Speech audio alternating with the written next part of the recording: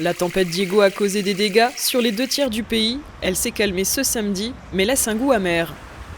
C'est une fin de semaine compliquée pour cet habitant. Sa maison a été inondée 2 fois en quelques mois. Alors ici, c'est mon salon. Voilà mon salon. Voilà, l'eau, elle est montée jusqu'au niveau du canapé. Mon canapé, il est jusque là. Tout est foutu. J'ai 3 meubles, le meuble télé, table basse, canapé. Les importantes pluies ont provoqué une inondation d'environ 70 cm d'eau et a abîmé les meubles et les appareils électroménagers. Les éléments de cuisine, ils sont morts aussi. Je pense que ça a travaillé. Vous voyez bien, la porte, elle ne tient plus du tout. Aujourd'hui, l'heure est au nettoyage. Nicolas est fatigué. Il a appelé la mairie de Saint-Dizier, mais il est resté sans réponse. On attend un expert qui nous contacte par téléphone. En même temps, j'ai appelé la mairie de Saint-Dizier. La mairie de Saint-Dizier m'a dit non, il n'y a personne aujourd'hui. Mais l'année dernière, il nous avait dit qu'il nous a envoyé quelqu'un pour discuter avec nous, pour faire des travaux. On n'a jamais vu personne. Là, on a une petite fenêtre qui donne sur l'Ornelle.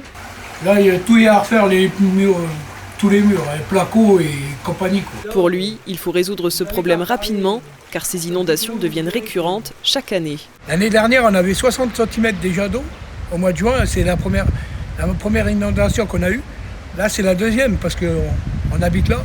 Ça fait 2 fois, en même pas un an, 2 inondations. Et c'est le même sort pour cette habitante. Elle a les pieds dans l'eau depuis hier soir. Quelques meubles sont en hauteur, dans l'espoir de les sauver.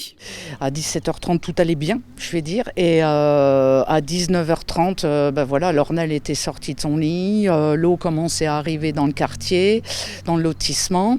On a commencé tous à s'alerter entre voisins et à prendre des précautions. Parce que malheureusement, voilà, c'est le 2e épisode. On a subi le même type d'inondation en juillet dernier. Et là, on commençait tous à avoir fini de refaire nos intérieurs, nos travaux, les mesures d'assèchement des maisons. Pour certains, avaient fini leurs travaux il y a seulement 3 semaines. Là, l'humidité qui commence déjà à remonter. Là, c'était le niveau de l'eau de la première fois. 40 ans en arrière, cette zone n'était pas inondable. Aujourd'hui, elle l'est devenue. Une solution doit être apportée rapidement. Le cauchemar recommence. Juillet dernier, c'était le même cas de figure.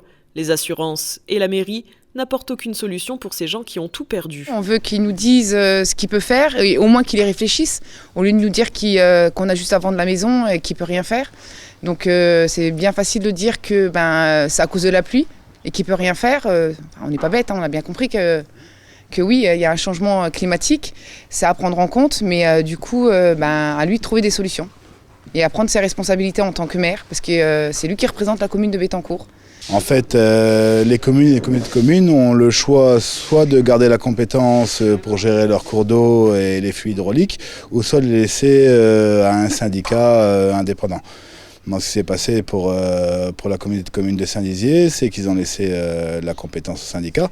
Donc il faudrait en fait, pour qu'il n'y ait plus ces problèmes-là, que les communautés de communes et les communes se concertent avec les syndicats pour que les cours d'eau soient gérés aussi bien écologiquement qu'au niveau des riverains, éviter les inondations, ce genre de choses.